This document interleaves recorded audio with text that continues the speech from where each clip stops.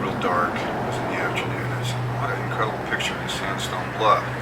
I pull over in my truck, get out with my camera and start taking pictures of this beautiful bluff because the sun had just broke through the clouds. And get back in the truck and start driving off, and a buddy of mine, Marcus, he was like 20 at the time, he goes, Dwain, what does a UFO look like? And I said, well, sort of a saucer-shaped thing. He says, does it look like that? He points up in the windshield, and here's this saucer coming down, doing this erratic motion like a pie tune, just like it come out of the 1950 sci-fi.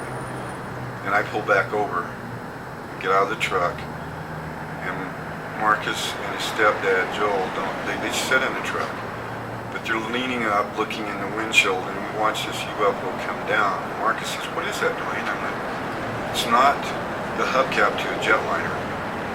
It's not a giant frisbee. Guess what? That's a flying saucer." And we watch it like it's crash landing. It comes down in a really crazy, uncontrolled maneuvering, and it comes down and lands behind a ridge a quarter of a mile away. And I would say it was approximately 100 feet across.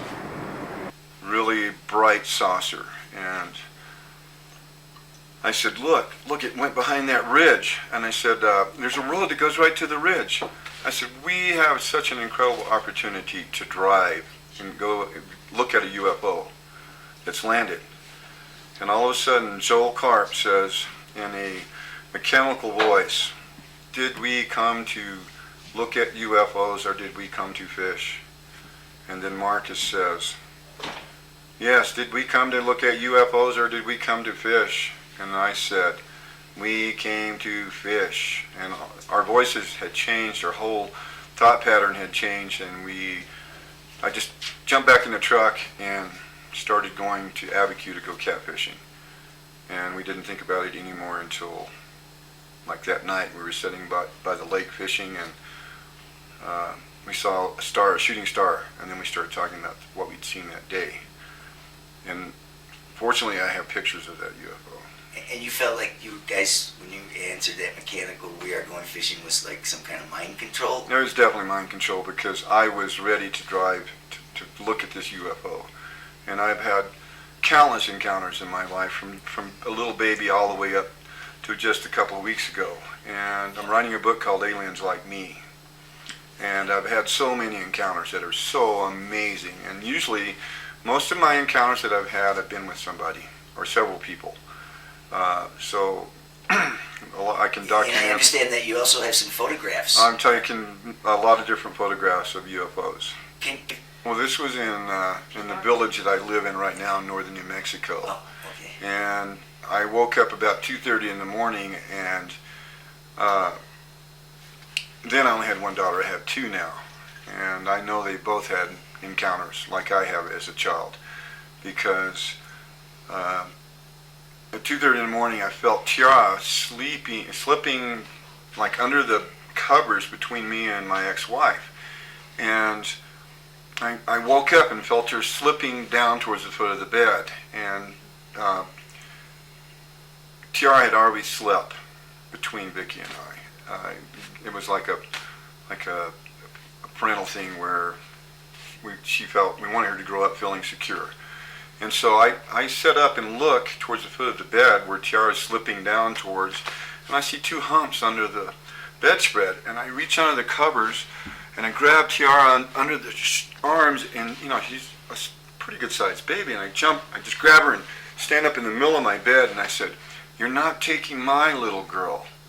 And all of a sudden these two almond-eyed, big-headed beings came out from under the covers, and my ex-wife sits up and leans forward, and they literally put their faces right into her face.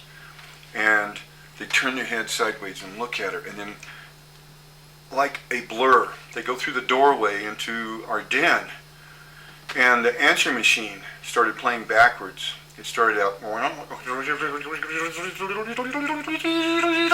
and it started going faster and faster, and we're going, my ex-wife's going, oh my God, what is it? What is it?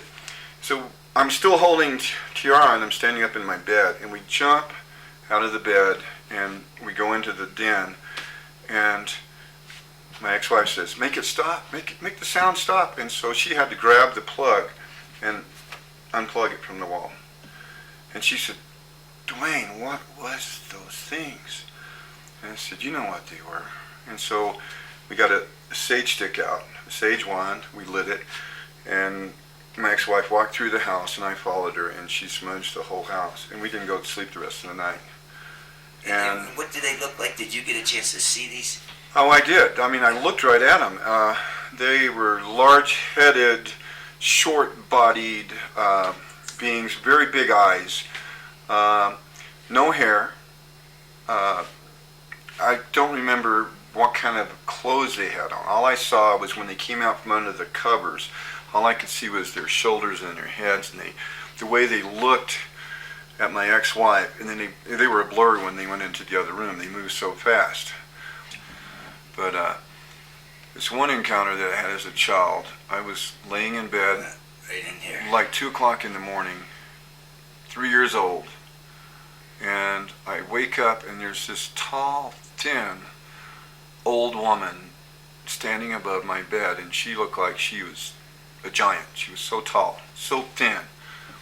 And I said, Mommy, there's a big, ugly woman in my bedroom. And she hollers out, oh, Dwain, you're having a bad dream. I'll be right there.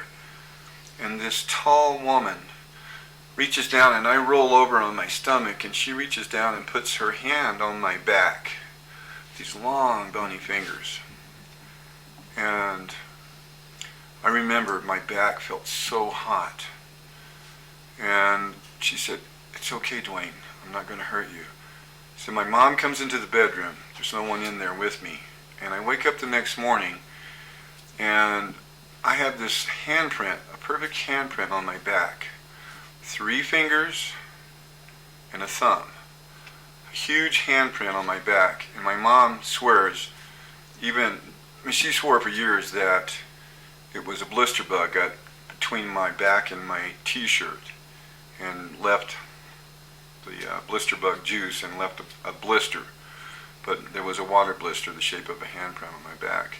That was just the beginning of many encounters that I had as a child. I remember many times, and they weren't dreams. It was like once my brother and I saw something looking in the window at us, and it looked like a Bigfoot, a Sasquatch. This was in Grapevine, Texas, and we had just got back from Fort Worth, and my mom said, wait till I make up your bed. I got to put some clean sheets on. Go lay in my bed. So my brother and I were laying in her bed. My dad was doing something in the kitchen, eating something, and all of a sudden there's this big-headed creature looking in the window that was all hairy, covered completely with hair. And I screamed out, my brother covered his head up, and I screamed out, Mom, there's something looking at us, and I got under the covers. And she swore that we were just having a dream, but we were still wide awake because we just got in her bed. So a lot of the encounters I had were like that, seeing things. But I had a lot of encounters as a child where I don't want to remember, or I can't because of the pain that they created. I see. Steve Sheeran's place, a friend of mine from Wisconsin, and it's amazing because we have to drive back up to Lake George to get the black lab, Jackie. And so we're driving back up, and Steve says, hey, you know what, you drive because I have a warrant out for my arrest for child support in Wisconsin. And if I get a ticket, I'll go back to Wisconsin. I said, sure. So we drive in, and Cecil Butler and this deputy sheriff are watching my trailer. We sneak in, get the black lab, get a bunch of clothes for Jason, and we take off across the National Forest back to the car that I was driving. On the way out, we saw something come out from this black rock formation. It's like a black mesa, and behind it's a dry lake. And we watched this craft, and it covered the hemisphere. I mean, it covered the horizon. It was so big, and it was so massive, and it went up, and it was so massive we couldn't see the other side of it, but it was a saucer. And we could see all these windows, the closest part of us, and it illuminated the fence posts along this ranch, the boundary line between the Forest Service and this ranch that we had walked across. And the Tarryall Mountains were like 3 miles away, and you could see Pilot Point that was 11,000 feet high, as clear as day. And all of a sudden, this friend of mine, Steve, he goes, Dwain, they're shooting off rocket flares. We're busted. And I said, no, Steve, look, that's not a flare. Look at it. And that's when he first saw the light, and it got bigger and bigger. That same night in Colorado Springs,